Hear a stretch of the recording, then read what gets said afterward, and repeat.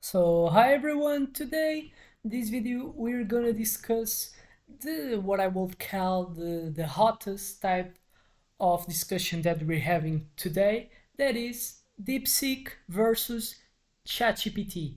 What can bring so this emergence of a new rival for one that is kind of already established and we could say that's like a top of mind brand in the artificial intelligence world, and we're going to discuss how this impacts our lives and what are the projections of what I think it will be the future with the developments that seems that we are getting. So, in reality, that is as any type of disruptive type of innovation, as it was ChatGPT, the reality is the tendency that we were going to see is like if we don't face any type of competition, if and I'm ruling a company that the consumers perceive a lot of value, the tendency is that I'm gonna enjoy the wave that I'm trying to serve, and probably I'm gonna have tendencies of probably being characterized as a monopoly.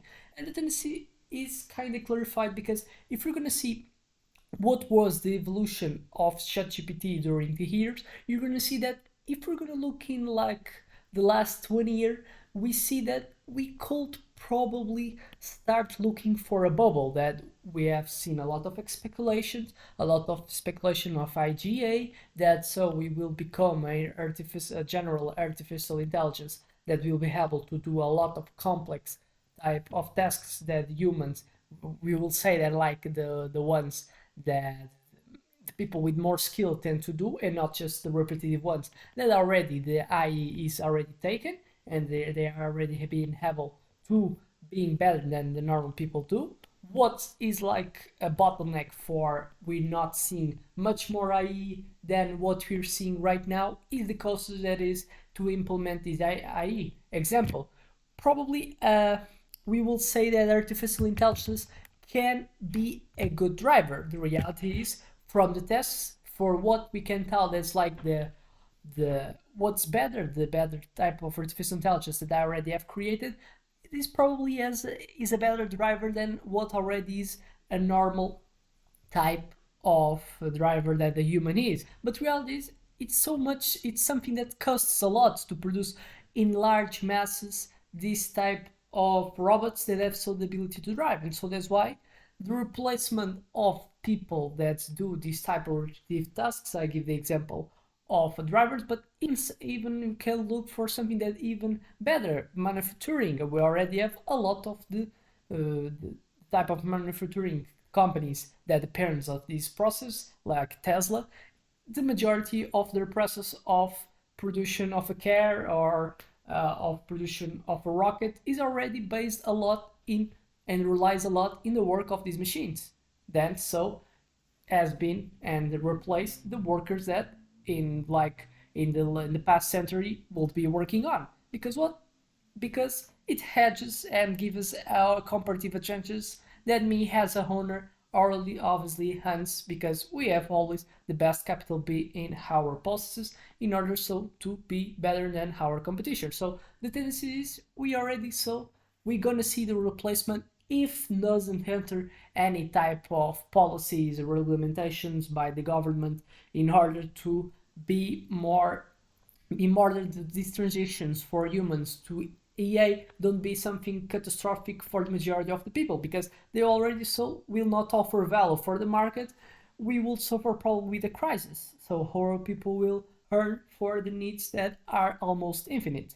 But so we have seen that we're still in a phases that we have constraints in produce the top tier type of robots that we already have that perform good tasks already, but produces in mass is something that is not reliable yet. So, what's the type of things that ChatGPT can already do? Can give us like can do a processes that can complement probably a work of someone that make programs and doesn't require so a team of 20 programs to do a task that is coding probably, so cutting for the half and putting some EAs to support these 10 workers then are so are like the half of what was the initial group. They do the same thing. So cutting people, even people that will say that like have specialization, is like a specialization in something that's not easy to code, but the ability to work and perform mainly in jobs that are repetitive, and as well jobs that can be done just with the computer. That's we can call as technical jobs, but the reality is the way that they do tasks is made in computer, and if we are able to build a code that has ability so to do the tasks that a human do when has the interaction with the computer, it's something that it's reliable to think that it's going to happen in the future too. But what's so the constraint yet is that it's something that is you can imagine, but probably is something that causes a lot of as as a lot of costs to implement in reality. We see and we understand that EAs they work with data, they process data and they make responses based in data. And obviously, to replace all the jobs that we have today, we would like have to feed all the artificial intelligence with all the data available in each field, which will require like a high type of areas that these big companies that rely so it builds artificial intelligence will need to process all this data. And it's something that we already have concerns because obviously we have other type of matters that obviously are like in the top of discussion today as sustainability and the reality of having this type of data centers. It obviously gives and cuts space for example building houses. That's a problem that people see today. The inflection of the price of the house is something that we suffer today. And so what we have constraints, we have understand constraints, but the future will be tending to adopting artificial intelligence today. So what's the reality? We don't have like a high type, we don't have a lot of companies that already rely totally in artificial intelligence. But the tendency is they turn for being more digital. So we're still in a type of monopoly that the best type of things that you consume that's related to artificial intelligence, they're made by like 5, 6 companies. ChatGPT, that's from the the owner of Sam Altman, this company. We have obviously two other type of companies that they're not based in artificial intelligence, but they work with them, Tesla, Microsoft. We have these big companies. And if we see a pattern, they're majority from USA. But what is the reality? We have seen that ChatGPT, I kind of see that people have more expectation. They kind of overrate the effect of technology in short term. They already expect the IGA, that is the artificial intelligence, being adopted in huge masses and making replacings of the people that do their jobs today. But the reality is, we're kind of it's something that we have difficulties, and the last year we have like a lot of what you can call as a bubble, and it's not was the last updates that were given in the final month of the last year. It's producing of new model, a new model was to be produced, and this new model, it's something that you have to pay almost two, I will say that it's $200 to have access to this model. And obviously it's like the most advanced of what we have in terms of artificial intelligence. But the reality is that what seems that would go for a monopoly, that so if you want to access to this type of artificial intelligence that only a specific people or a specific type of enterprise has, we have faced that with the emergence of DeepSeek.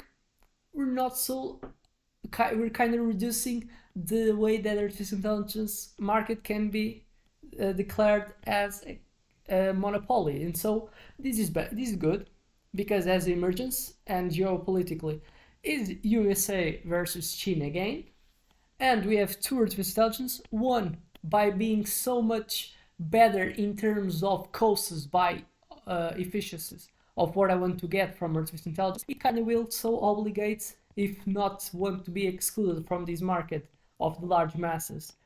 The OpenAI, it will have so to remodify the way that his approach is, and what will be a tendency to be to monopolize, say that they will try to get how much money as possible from a model that everyone doesn't have. Now, by having a concurrency is good for a market. For every market is all good concurrency. And this concurrency will even put more hotter, I will say, this market. And so probably the evolution will be even catalyzed by so the emergence of a competition. And so it's something that we have to praise, we have to congratulate, and have to be optimist, unless you are an investor in OpenAI, then obviously by seeing the emergence of a new competition, you're gonna so see as M&As. But for the large majority of people, you should be happy. And what will be like the concerns with the emergence is by looking, so what's the model? In reality, it is we are working with data. We are providing data about our world, what's our like our problems, and we expect so the AI help us to do the job. What will be our concerns? The way that this data can be used by someone's part, by someone, and so making bad for us. The reality is ChatGPT as well, as much as DeepSeek, they both consume our data. They say in their service in terms that they both do it. So the emergence of DeepSeek, it not make us be more trapped, not in terms of being something new that our data is being consumed by the company of the AI that I'm using. It's something that's already real with ChatGPT. What will be something that could be concerned is another people that probably will also have our data if they use their data. But the reality is that it's something that is free. It's something that's gonna so obligate to being more accessible. The new type of model that the ChatGPT have announced will be something that they will have to work if they want people to buy. So probably will reduce the costs of what we'll to get the same value that we'll need if we don't have the emergence of the concurrency. And so we need to be happy. We need to be happy. The traps that what I've been studying, it doesn't bring something that makes so the DeepSeek not being used. What we could be like the problems is the way they have been created. We've seen that it seems that the traffic they cannot deal with the traffic yet. It's something that we're relating problems. We kind of people that are using they see they cannot use because a lot of people have so been using and have been not that this phenomena of being like AI that probably they will not expect all these demands so quick, and so they already are having this type of problem that ChatGPT, to be fair, has as well faced in when the type of the knowledge of the existence of AI with that abilities was announced prior in 2022. So it's something that it's not something that we could call as a new. Other thing that people have been related about DeepSeek is a type of it's like they're a bit biased when their discussion are a bit more sensitive type of talks in the political history of China and something that people have seen.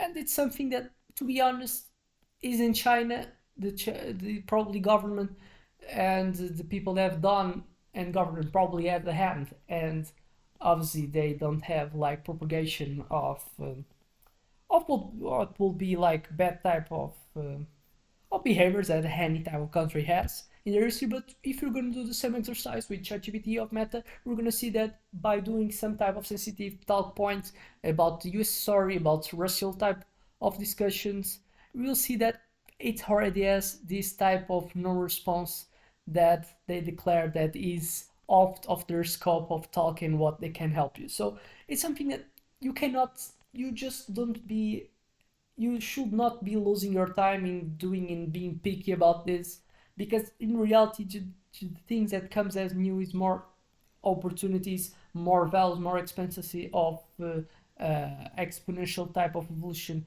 by what's a normal a market that has concurrency tends to bring than just a monopoly. And so be happy, and I expect this to help you be a more productive type of people and obviously a better person. See you in the next one.